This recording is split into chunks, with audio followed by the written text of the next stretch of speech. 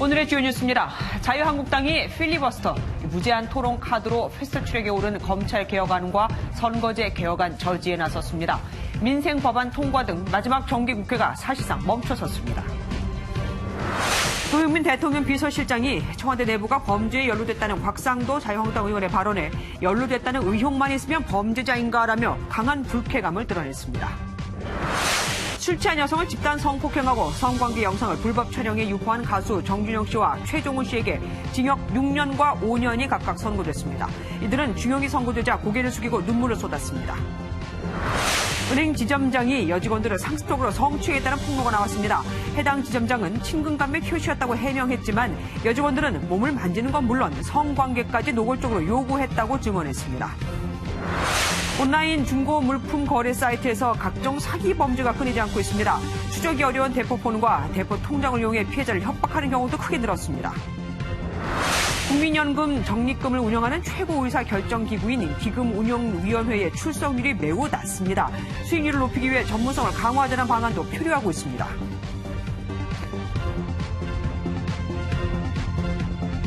오늘 국회는 본회의를 열고 민식이법과 데이터 3법 등을 처리하려고 했었는데 자유한국당이 필리버스터 카드를 꺼내들면서 아무래도 황교안 대표의 단식 중단이 이쪽으로 방향을 튼 것 같죠.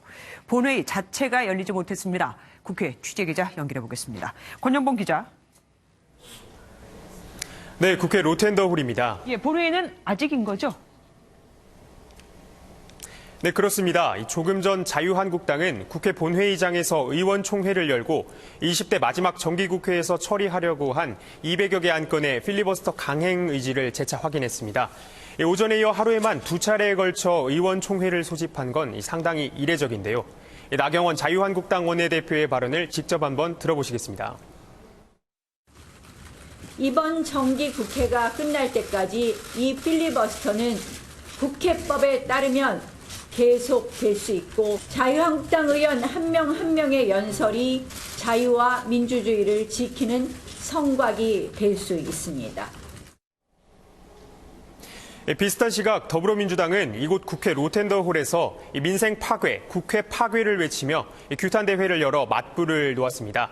이해찬 더불어민주당 대표는 20대 국회를 식물국회로 만들었다고 맹 비난했고 이인영 더불어민주당 원내대표도 혹독한 대가를 치를 것이라며 경고했습니다. 예, 사실 오늘 본회의는 앞서 여야 3당 원내대표가 합의를 한 거잖아요. 자유한국당이 갑자기 필리버스터 카드를 꺼낸 이유가 있습니까?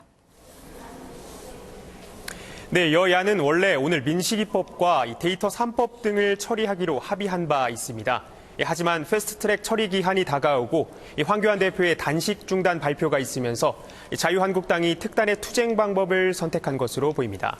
정기국회가 다음 달 10일에 끝나는데 200여 개 안건마다 의원 한 명이 4시간씩 필리버스터를 이어가 사실상 패스트트랙 법안 안건 상정과 표결 처리까지 막겠다는 계산으로 풀이됩니다. 이후 임시국회를 열려고 해도 이 자유한국당의 합의 없이는 불가능하다는 점을 노려 남은 협상에서 우위를 점하려는 셈법도 엿보입니다. 한편 민생 법안을 볼모로 필리버스터를 하느냐는 비판이 일자 자유한국당은 이 민식이법은 필리버스터 신청 안건에 해당하지 않는다고 뒤늦게 해명했습니다. 지금까지 국회에서 MBN 뉴스 권용보입니다. 필리버스터는 국회 본회의에 올라온 안건에 대해 합법적으로 의사 진행을 방해할 수 있는 쉽게 말하면 무제한 토론이죠. 기억하시겠지만 이미 우리나라에서도 필리버스터가 여러 번 화제가 된 적이 있습니다. 그럼 합리적인 의사 방해니 막을 수는 없는 걸까요? 있습니다. 최영규 기자가 알아봤습니다. 우리나라 헌정사의 첫 무제한 토론 필리버스터의 주인공은 1964년 의원 신분이었던 고 김대중 전 대통령입니다. 김 전 대통령은 당시 박정희 정권의 공화당이 요청한 야당 의원 체포동의안을 막기 위해 5시간 19분 동안 발언했고 결국 체포동의안 국회 통과를 막았습니다. 가장 최근 이뤄진 필리버스터는 지난 2016년 2월로 더불어민주당은 대테러방지법 통과를 막기 위해 무제한 토론을 택했습니다. 이때 민주당은 38명의 의원들이 192시간, 8일 동안 무제한 토론을 했는데 최장 기록은 마지막 주자로 나선 이종걸 의원의 12시간 31분입니다.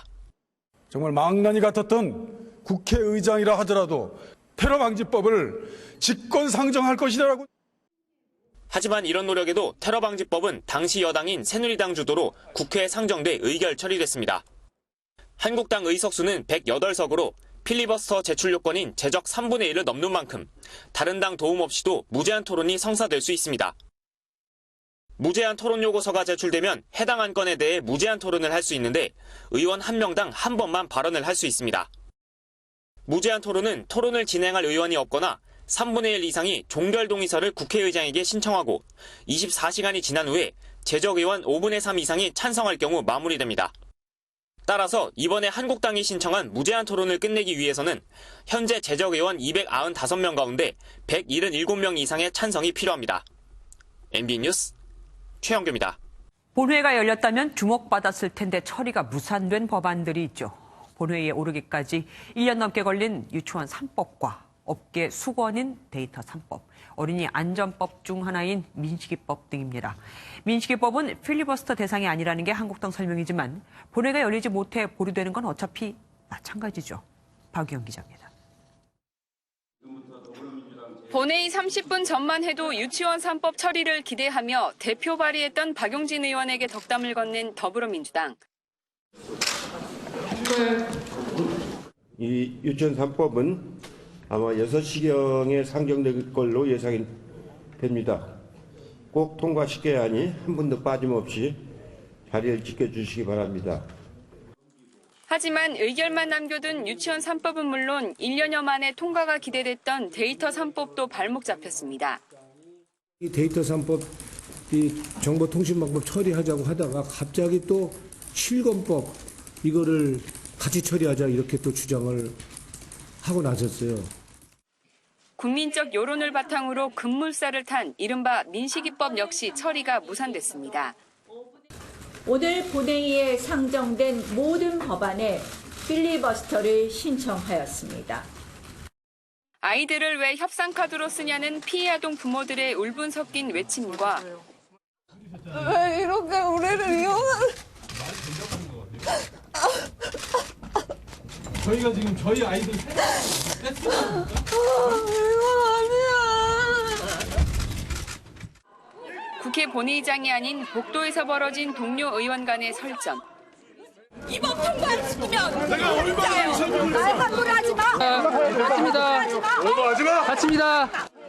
이제 겨우 열흘 남은 20대 국회 마지막 정기국회 모습입니다. MBN 뉴스 박영입니다. 단식 농성을 하다 쓰러져 병원으로 옮겨진 황교안 자유한국당 대표가 결국 단식을 중단했습니다. 어제부터 단식에 들어간 정미경 신보라 최고위원에게도 단식을 중단하자고 했는데 두 사람은 아직 단식을 풀지 않고 있습니다. 전정인 기자입니다.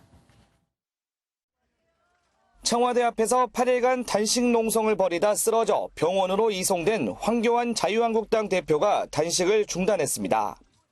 전희경 한국당 대변인은 황 대표가 건강 악화로 가족과 의사, 당의 만류로 단식을 마쳤다며 미염을 조금씩 섭취하며 건강을 회복하고 있다고 설명했습니다.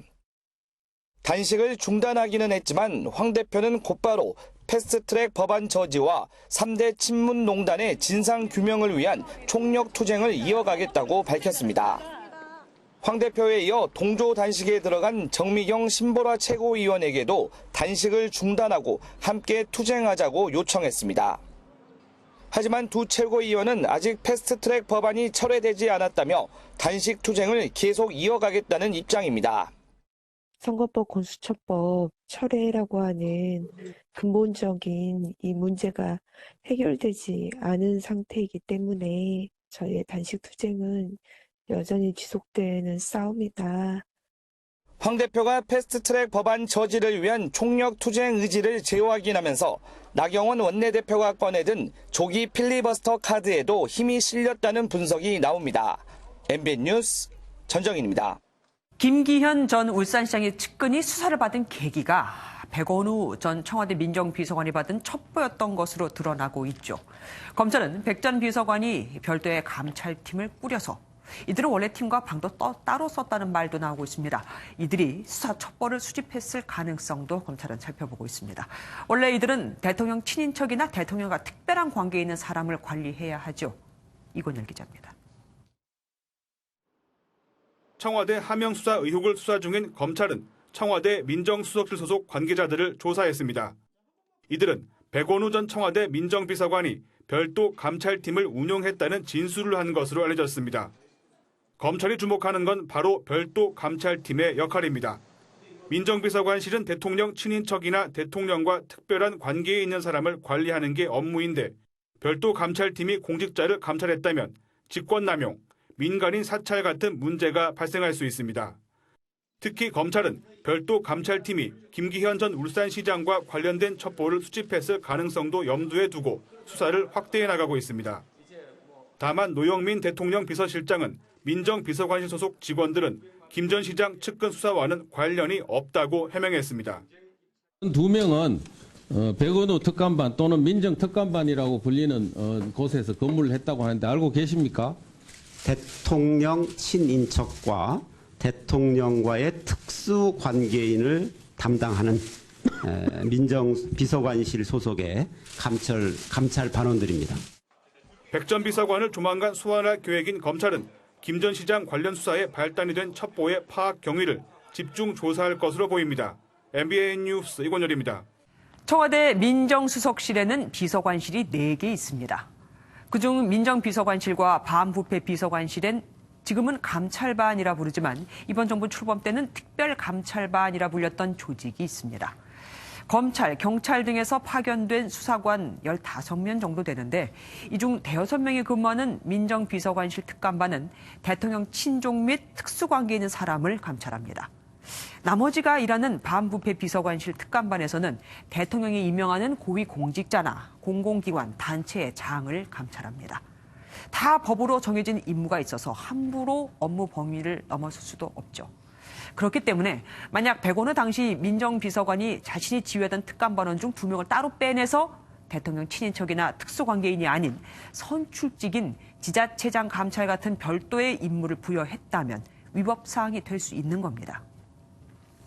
오늘 국회 운영위원회에서는 야당의 공격에 노영민 비서실장, 특감반원들이 울산에 갔던 건 김기현 전 시장의 수사를 알아보러 간 게 아니라 고래고기 수사 문제로 갈등을 빚던 검찰과 경찰을 말리러 갔고 이런 행위들을 불법 행위라고 할 수 없다며 발끈했습니다.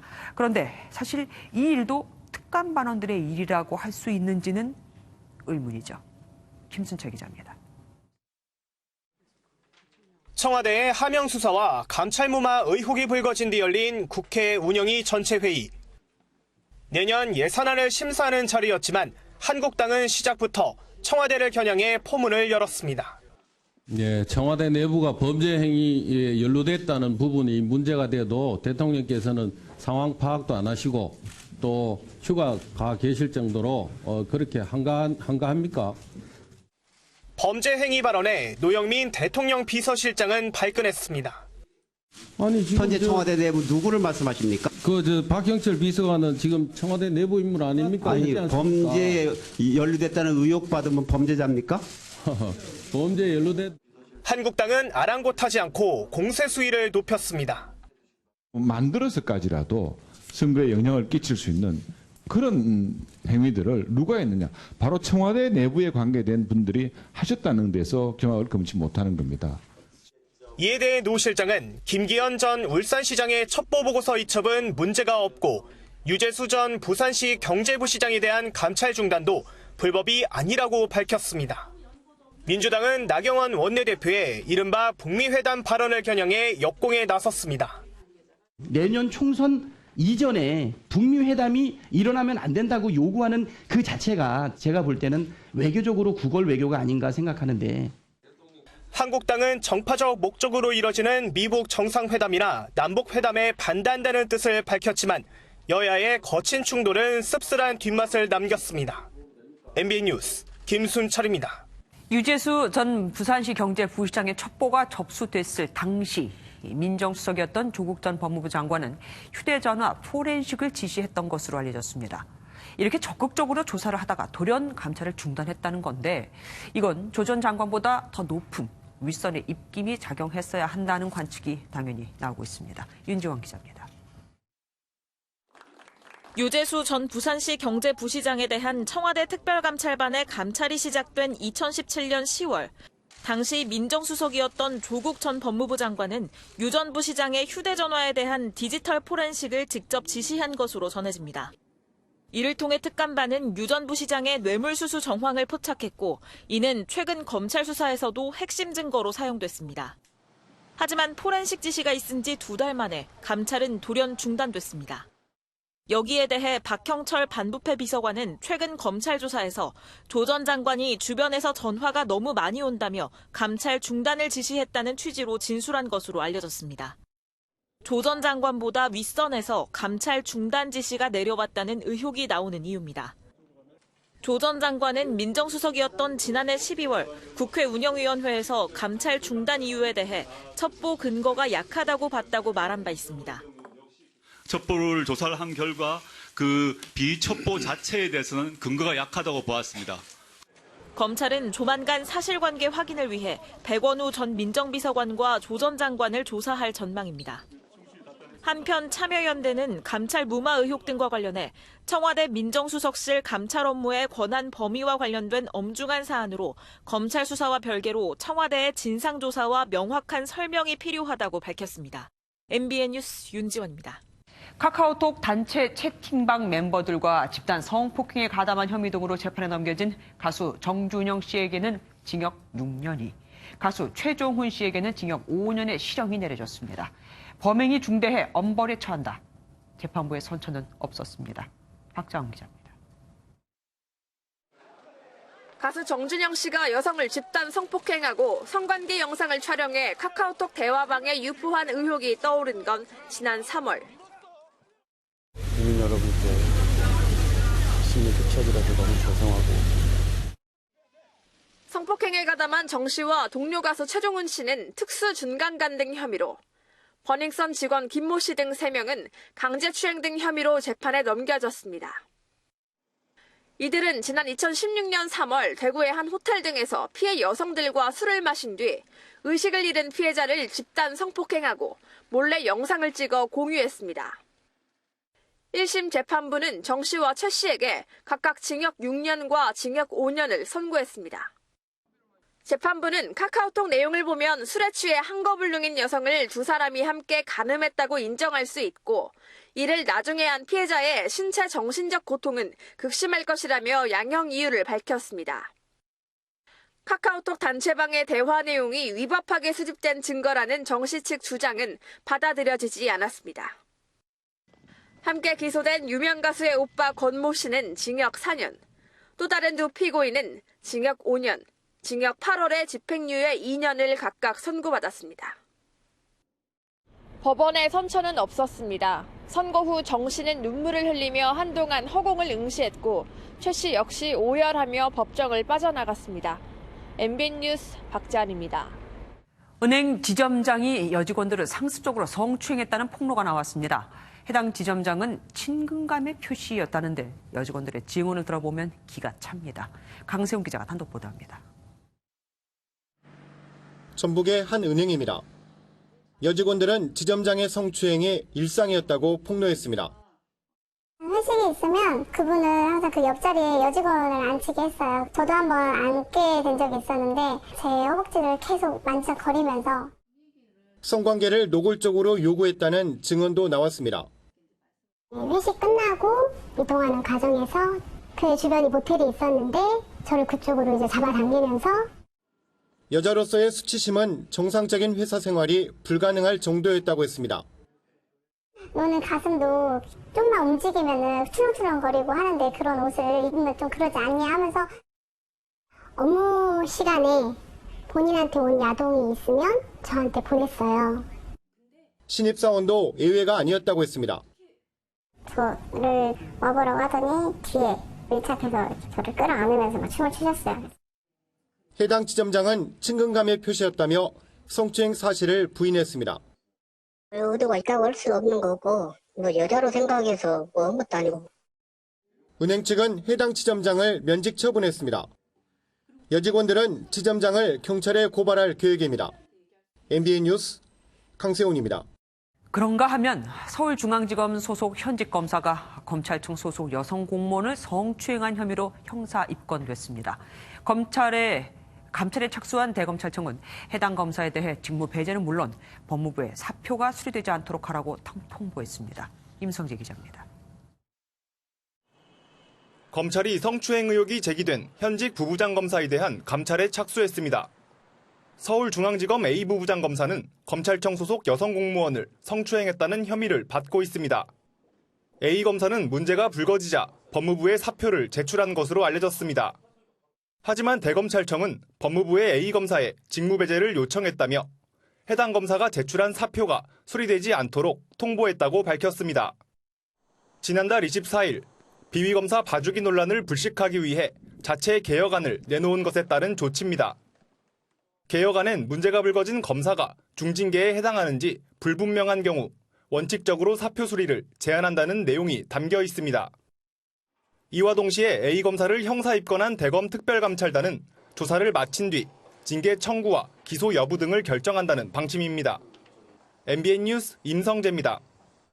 한국마사회 부산 경남 경마공원 소속 40대 기수가 숙소에서 숨진 채 발견됐습니다. 일부러 천천히 달리라는 지시가 있어 힘들었고 그래서 기수를 관두고 조교사가 되려 하니 여기에도 채용 비리가 있었다고 주장하는 유서를 남겼습니다. 안진웅 기자입니다.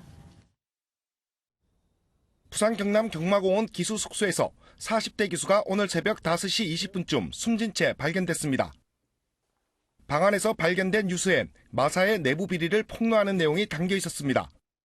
작전 지시를 내려 아예 인기말을 못 들어오게 하는 경우도 있었으며 부당한 지시를 거부하면 말을 탈 기회도 안 준다며 부정 경마 의혹을 제기했습니다. 또 경주말을 훈련하는 조교사 선정도 공정하지 못하다며 경마공원 운영을 비판했습니다.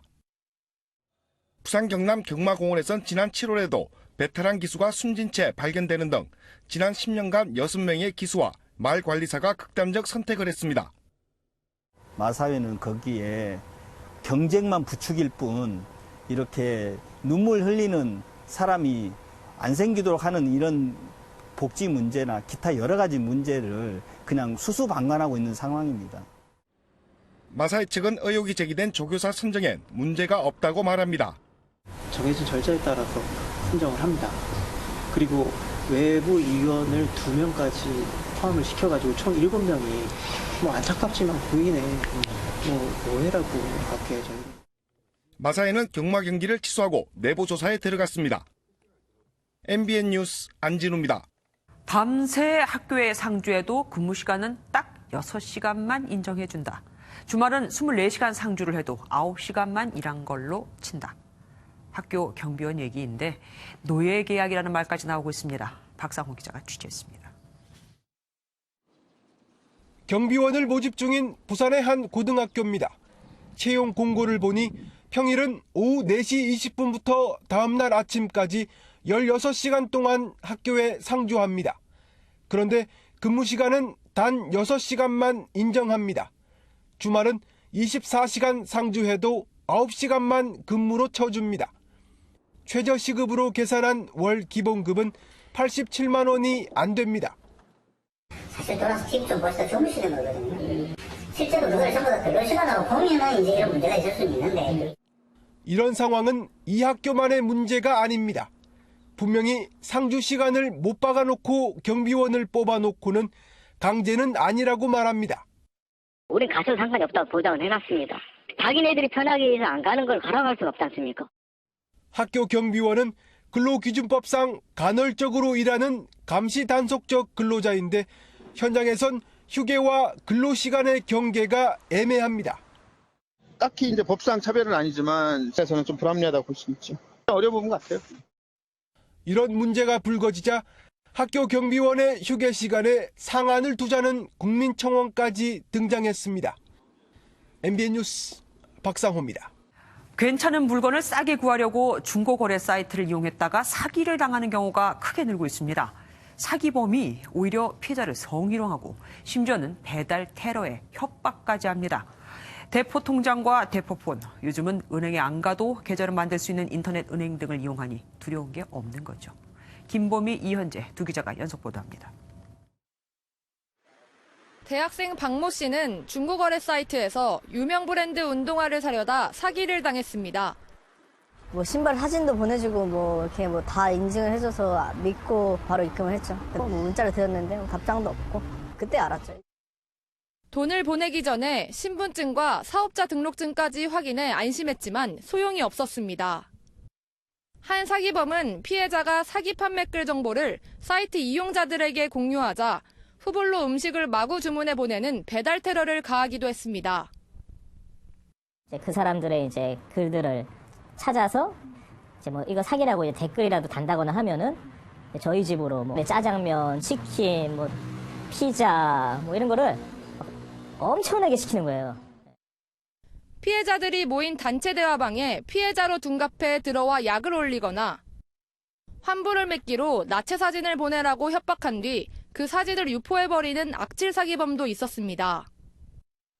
전문가들은 사기 수법이 점점 진흥화되고 있는 만큼 철저히 대비해야 한다고 지적합니다. 가급적이면 안전거래를 하는 것이 가장 좋고요. HTTPS로 시작되는지를 보시는 게 좋고요. 네이버.com으로 끝나는지를 확인해 보시는 게 좋습니다. 중고거래 사이트 등에서 사기가 벌어지는 건 어제 오늘 일이 아닙니다. 최근 3년 동안 중고거래 사기 건수는 큰 폭으로 증가했습니다. 지난 2017년에는 10만 건대를 넘어섰고 올해에는 벌써 21만 건을 넘었습니다. 더 이상 가벼운 범죄로 치부하기엔 어려운 현실입니다. 중고거래 사기는 이제 더 이상 물건 대신 벽돌이나 보내는 그런 고전적인 방식으로 이루어지지 않습니다. 앞서 보신 파렴치한 사기범들은 대포통장과 대포폰까지 사용해 수사기관의 추적을 피해가며 더욱 대범하게 범행을 저지르고 있습니다. 편한 재택 알바를 시켜준다고 주부들을 유혹해 통장 사본을 받아낸 뒤 사기에 이용한 사기 조직이 대표적입니다. 정말 저 진짜 몰랐어요. 정말 죄송합니다. 저도 올라온 거 보고 알았어요. 정말 죄송합니다. 최근에는 카카오뱅크가 중고거래 사기에 악용되고 있습니다. 출범 직후인 2017년엔 10위였지만 다음 해엔 4위가 됐고 올해는 1위에 올랐습니다. 은행에 가지 않아도 어렵지 않게 계좌를 만들 수 있는 데다 카카오톡과 연동돼 사용이 편리하다 보니 오히려 범행에 악용된 겁니다. 현행법상 통장을 판매하면 3년 이하의 징역 또는 2천만 원 이하의 벌금형에 처해지지만 초범의 경우엔 가벼운 벌금형에 끝나는 경우가 많다 보니 손쉽게 범죄에 뛰어드는 이들도 적지 않습니다. 갈수록 진화하는 사기 범죄, 예방책과 처벌 모두 강화해야 한다는 목소리가 커지고 있습니다. MBN 뉴스 이현재입니다. 초대형 방사포 연발 시험 사격을 참관한 북한 김정은 위원장이 결과에 만족감을 드러냈습니다. 이번 발사로 북한 초대형 방사포의 연속 발사 능력은 확인이 됐습니다. 발사 간격이 최대 19분에서 30초로 줄었거든요. 연장현 기자입니다.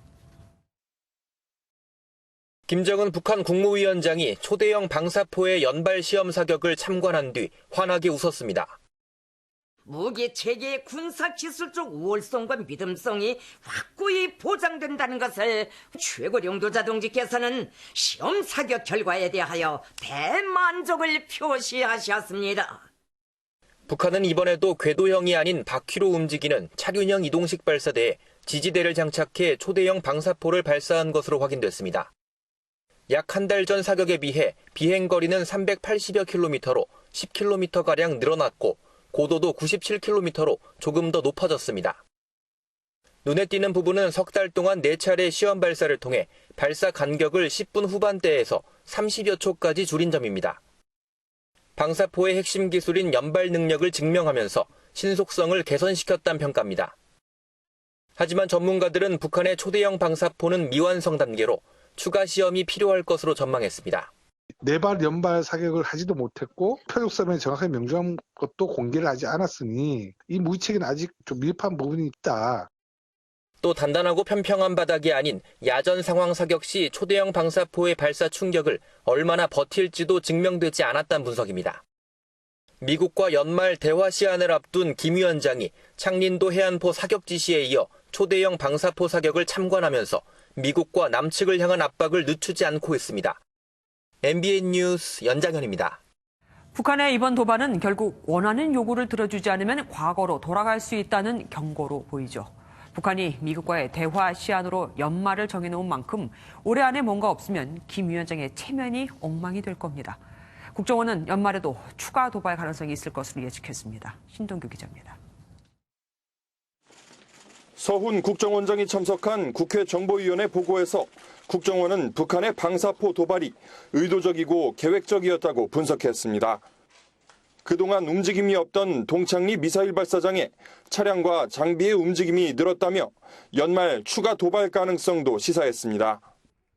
연말 시한 도래를 앞두고 미국의 실질적 상응 조치를 끌어내기 위해 위협 행동을 계속해 나갈 것으로 전망했습니다.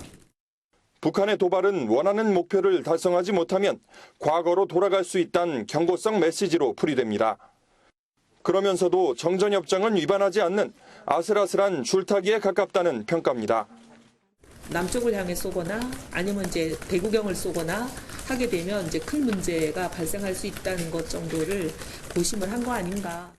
이런 가운데 윤상현 국회 외교통일위원장은 북한이 방사포 연속 발사 능력을 확보해 실전 배치 단계에 접어들 수 있다고 우려했습니다. 표적은 대한민국 심장부 한미연합전력 핵심 시설이 될 수 있다며 평화에 취해 위기를 보지 못한다고 비판했습니다. 한편 외교부는 북한 도발 대응으로 미국과 일본의 북핵 수석 대표와 각각 전화 통화를 하고 관련 상황에 대한 평가를 공유했습니다. MBN 뉴스 신동규입니다.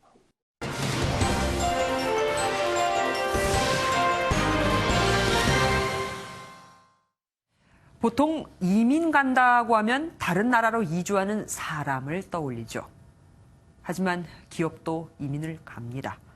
해외로 자본을 가지고 나가 독립적으로 사업을 하는 거죠.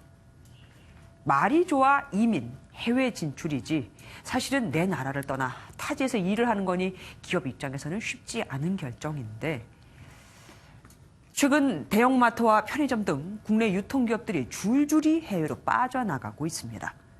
대부분 규제가 덜하고 인건비가 낮고 세금도 낮은 곳들이죠. 국내엔 출점 제한, 영업시간 제한, 강제 휴무일 등등 대기업 핀셋 규제라고 불리는 것들이 꽤 있거든요. 온라인 유통시장에 진출해 있는 기업은 대부분 외국계라 이런 규제를 받지 않고 있는데 말입니다. 편의점도 마찬가지입니다.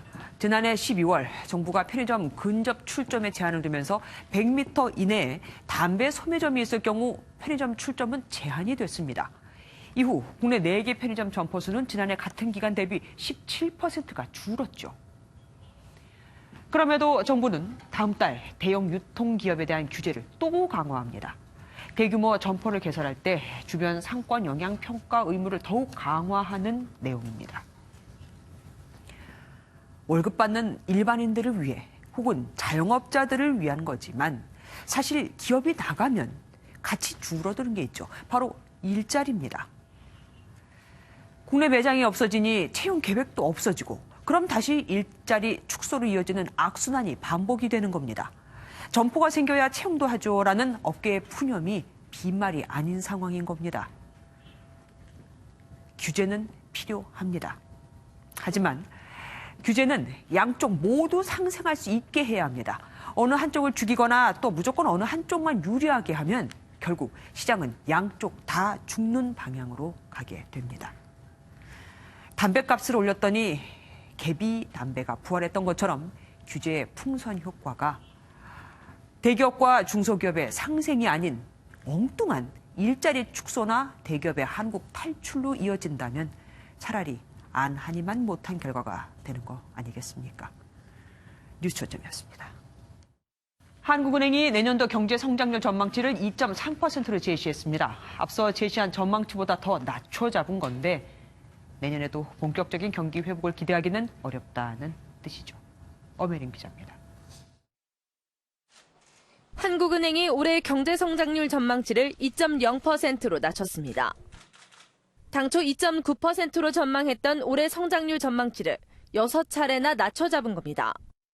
수출이 올해 내내 마이너스를 기록하는 등 경제 상황이 생각보다 녹록지 않기 때문인데 올해 2% 성장도 어려울 수 있다는 전망도 나옵니다.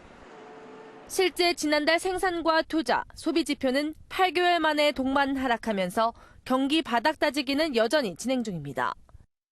내년 경제 성장률은 2.3%로 올해보다는 나을 것으로 전망됐습니다. 다만 내년 성장률 전망치 역시 기존 전망치보다 0.2%포인트 낮춘 겁니다. 내년 성장률은 세계 교육 부진 완화와 반도체 경기 회복 등으로 금년보다 소폭 높아질 것으로 예상되고 있습니다. 하지만 잠재 성장률 2.5%에도 못 미치는 수준으로 본격적인 회복세로 보기 어렵다는 평가입니다. 미중 무역 갈등이 예상보다 크게 호전되지 않는다라던가 반도체 업황의 개선 시기가 하반기 이후로 미루어지는 것이 다소 부담으로 작용할 가능성이 있습니다. 경기 부진이 이어질 경우 한국은행이 내년 상반기쯤 기준금리를 한 차례 더 낮출 가능성이 크다는 관측도 나옵니다. 한 차례 더 낮추면 기준금리는 연 1%로 전례 없는 초저금리 시대가 열리게 됩니다. MBN 뉴스 엄혜림입니다. 더 내고 더 받을 건지, 덜 내고 덜 받을 건지. 국민연금 개혁은 기약도 없이 표류 중이죠. 서민들은 노후 자금 한 푼이 아쉬운데 국민연금을 굴리는 위원들은 출석률이 예상 밖입니다. 이들을 믿고 국민들은 연금을 맡겨야 하는데 말이죠. 강대엽 기자입니다.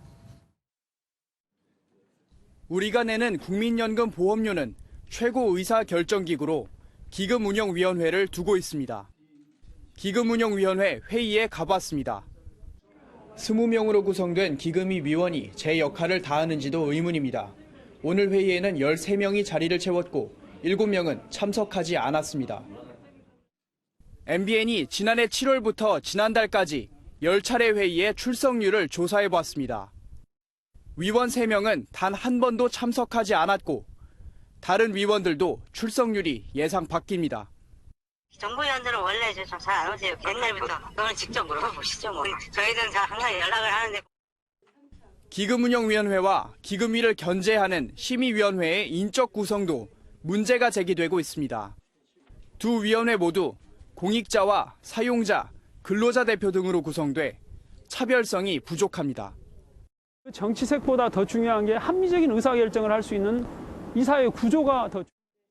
심지어 더 높아야 할 것 같은 부문별 심의위 참여인사의 직급은 기금위 참여인사보다 낮기까지 합니다.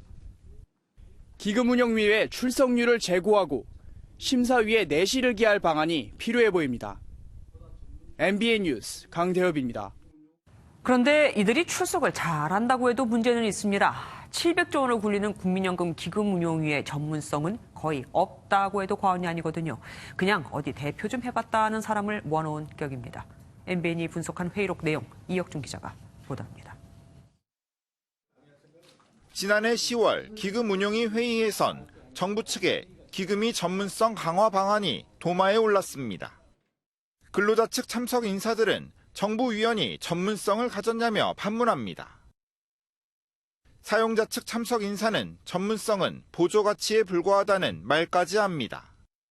1년 뒤인 지난 10월 기금위는 기존 위원은 두고 전문위원 3명을 더하는 데 그쳤습니다. 이런 사이 어디에 중점적으로 투자할진 관심 밖으로 밀려났습니다. 변동성이 큰 해외 주식 투자 비중은 어느새 20%를 넘어섰습니다. 비중이 높아진 만큼 리스크 관리를 잘 해야 된다는 겁니다. 자산 배분 초기 단계부터 금융시장에 진짜 전문가들이 참여해가지고 자산 배분부터 결정을 해야 된다는 겁니다. 해외 연기금의 사례를 찾아봤습니다. 일본과 캐나다는 전문가 일색으로 구성돼 있습니다. 미국은 돈을 굴리는 위원 13명 모두의 프로필이 홈페이지에 상세히 올라 있습니다. 6명이 금융투자 재무 전문가고 5명은 연금 계획과 관리 전문가들입니다. 반면 우리나라 기금운용위원회 속에는 김용범 1차관으로 바뀐 기획재정부 위원조차 고쳐놓질 않았고 위원들의 명단을 나열했을 뿐입니다.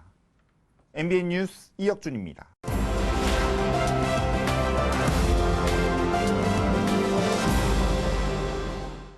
빅뉴스 뉴스 시간입니다. 오늘은 이수아 기자와 함께하겠습니다. 어서 오십시오. 오늘 키워드는 뭡니까? 네, 오늘 키워드는 댓글 장사입니다. 뭐 댓글이 문제가 된다는 얘기는 뭐 익히 들어서 알고 있지만 이걸 갖고 장사를 한다고요? 네, 유튜버들이 댓글로 돈을 번다는 얘기입니다. 네. 제가 그제 황대현 대표가 단식 중에 쓰러졌잖아요. 마침 야간 당직이어서 현장을 찾아갔는데 세브란스 병원에 웬만한 언론사보다 더 먼저 도착해 있는 분들이 있었습니다. 누군지 혹시 짐작이 가시나요? 방금 말씀하신 거예요. 유튜버 얘기. 네, 맞습니다. 바로 실시간 방송을 하는 유튜버들이었습니다. 황 대표의 단식 현장을 날마다 생중계하다가 이송되는 모습을 바로 포착하고 병원까지 따라온 겁니다. 네. 뭐 열성적으로 방송을 하면 보통 유튜버들 광고 수익을 원래 받지 않나요? 네, 보통은 그런데 요즘 진보 보수 할 거 없이 유튜버들이 생활고에 시달린다고 호소한다고 합니다. 예. 바로 노란 딱지 때문인데요. 이 노란 딱지가 뭐냐 하면요. 쉽게 말하면 이 주운 글씨 같은 겁니다. 유튜브가 보기에 부적절한 용어나 민감한 문제, 유해, 위험 행위 등이 포함된 콘텐츠에 광고 부적합 표시를 붙이는 겁니다. 이렇게 광고 수익이 막히니까 이 유튜브로 돈을 버는 방법은 이른바 채팅창 슈퍼챗을 이용하는 것뿐입니다. 그러니까 광고가 붙는 거 외에 따로 또 돈을 벌 수 있는 뭐 길이 바로 이거인가 본데 네. 이게 이제 댓글과 관련이 있다 이 얘기죠. 네, 맞습니다. 이 슈퍼챗이 뭐냐면요. 이 유튜버가 실시간 방송을 하면 이 옆에 채팅창이 있는데 여기에 시청자들이 댓글을 남길 수 있습니다. 시청자가 돈을 내면 채팅창 상단에 이렇게 일정 시간 댓글을 고정해서 주목받을 수 있게 해주는 기능입니다. 가격이 다양한데요. 2분을 고정하려면 10,000원 정도를 1시간이면 10만 원이 넘는 돈을 내야 합니다. 실제 지켜보면요. 이렇게 방송 몇 분 만에 수십만 원어치의 고정 댓글이 생깁니다. 광고 수익을 얻을 수 없는 유튜버 입장에서는 실시간 방송을 통한 댓글 장사가 쏠쏠한 셈입니다. 예, 그러니까 내가 올린 글이 오랫동안 노출될 수 있도록 그 시간을 내가 돈을 내고 사는 건데 네. 생각보다 굉장히 비쌉니다. 10만 원 그러면 너무 비싼데 그래도 이걸 하는 사람이 있다고요? 네, 일단 유튜버에게 자신의 존재를 알리고 싶거나 아니면 후원금을 주는 목적으로 사는 경우도 있고요. 또 댓글이 상단에 오래 고정될수록 채팅창 여론을 주도할 수 있다는 점도 구매 이유가 됩니다. 일례를 보면요. 한 우파 유튜버의 실시간 방송 채팅창 지금 보여드리고 있습니다. 당일 심상정 대표가 황 대표의 단식 현장을 찾은 내용을 방송했는데요. 33,000원을 낸 시청자 한 명이 심 대표에게 험한 말을 써놓은 것이 위에 노출되자 그 뒤로 줄줄이 심 대표를 비난하는 내용으로 채팅방이 도배되는 것을 볼 수 있습니다. 예, 우리가 알고 있기로는 유튜버에 거기 들어가는 광고는 유튜브랑 유튜버가 서로 나눠 간다고 알고 있습니다. 네. 이것도 마찬가지입니까? 네, 슈퍼챗도 마찬가지입니다. 수익을 배분하는 구조고요. 이 배분 비율은 유튜버가 7, 그리고 본사가 3이라고 합니다. 그럼 유튜버 본사에서는 뭐 이렇게 손해볼 거는 없는 거네요. 맞습니다. 그래도 도를 넘는 댓글이 이렇게 계속 올라올 수도 있는 거잖아요. 그건 어떻게 규제할 방법이 없는 겁니까? 네, 유튜브 측에 따르면 아예 손을 놓고 있는 것은 아니라는 입장입니다. 유튜브의 다른 기능과 마찬가지로 가이드라인을 준수해야 하고 정책에 위반될 시에는 슈퍼챗을 삭제한다는 건데 워낙 양이 많아서 100% 걸러내지는 못한다는 겁니다. 또 유튜버 본인이 실시간 채팅방을 보고 슈퍼챗이 부적절했다고 생각되면 노출을 막는 방법도 있는데요. 유튜버가 본인 돈 벌게 해주는 댓글을 신고할 가능성이 글쎄 얼마나 있을까요? 딱히 실용성은 없어 보입니다. 오히려 뭐 그 반대 입장을 가진 사람한테 돈 내고 오히려 사서 올려라고 또 독려는 할지 또 모르겠습니다. 예, 오늘 말씀 여기까지 듣겠습니다. 그런가 하면 요즘은 챗봇이라는 것도 등장했습니다. 사람이 했던 업무를 인공지능 채팅 로봇이 대신하는 건데 시간과 비용 때문에 기업들은 선호합니다. 하지만 모든 소비자도 그런 건 아닙니다. 하긴 기계와 대화하는데 답답함이 없다면 그게 이상한 거겠죠. 적어도 아직은 말이죠. 서영수 기자입니다. 메신저로 로봇과 대화를 주고받는 챗봇 서비스를 이용해 카페에서 음료를 주문합니다. 메뉴와 사이즈 선택부터 결제까지 모든 과정이 스마트폰 안에서 가능합니다. 이렇게 음료 제조가 완료됐다는 알림이 오기 때문에 매장에서 기다릴 필요 없이 바로 음료를 가져갈 수 있습니다. 대형 프랜차이즈가 아닌 일반 소규모 카페에서도 기다리는 등의 번거로움이 사라진 겁니다.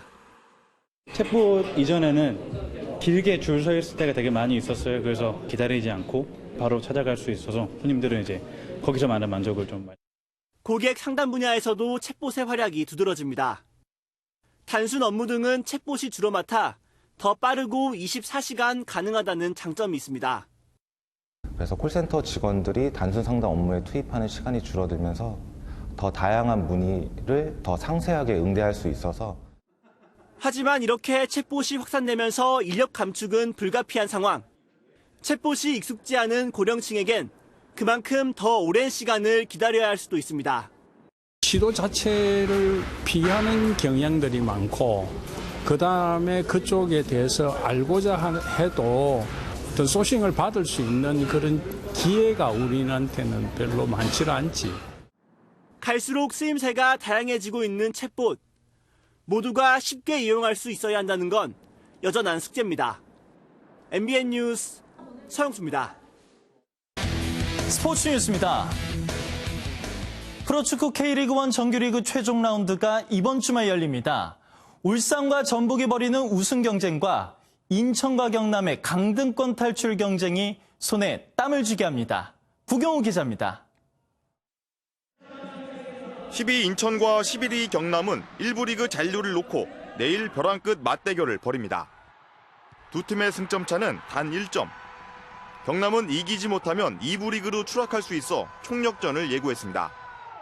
매년 극적으로 1부 리그에 잔류해 생존왕이라는 별명을 가진 인천은 비기기만 해도 되기 때문에 유리한 입장입니다. 최장암 4기 판정을 받고도 계속 지휘하는 유상철 감독은 방심하지 않겠다고 말했습니다.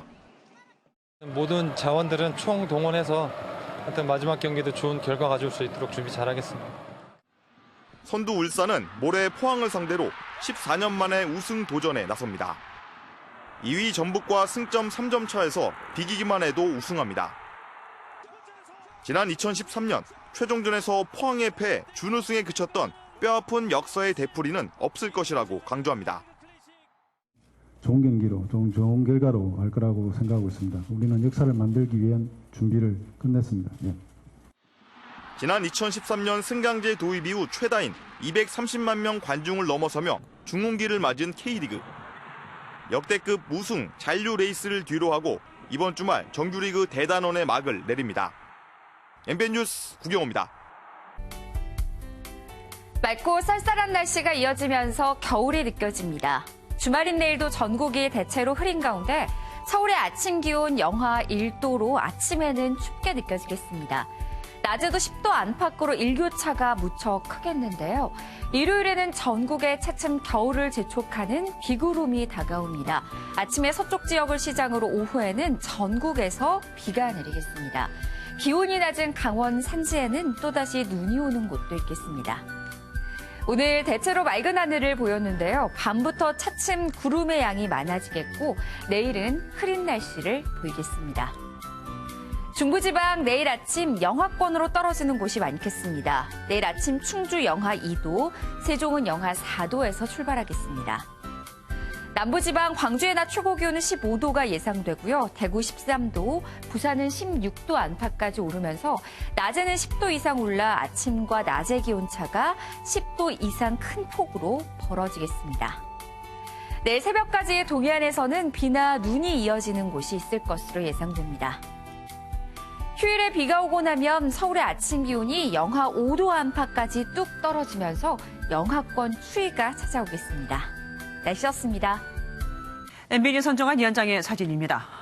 경찰에 체포돼 조사를 받고 있는 베트남 중년 여성. 혐의는 자신의 2살짜리 조카를 고아라고 속여 파는 겁니다. 친척 부부에게는 아이가 실종됐다며 경찰에 신고를 하게 했죠. 아이폰 11이 너무 갖고 싶어 그랬다는 이 여성. 조카를 팔아넘기고 받은 건 아이폰 11과 우리 돈 약 7만 5천 원이었다고 합니다. MBN 종합뉴스 여기서 마치겠습니다. 함께해 주신 여러분 고맙습니다.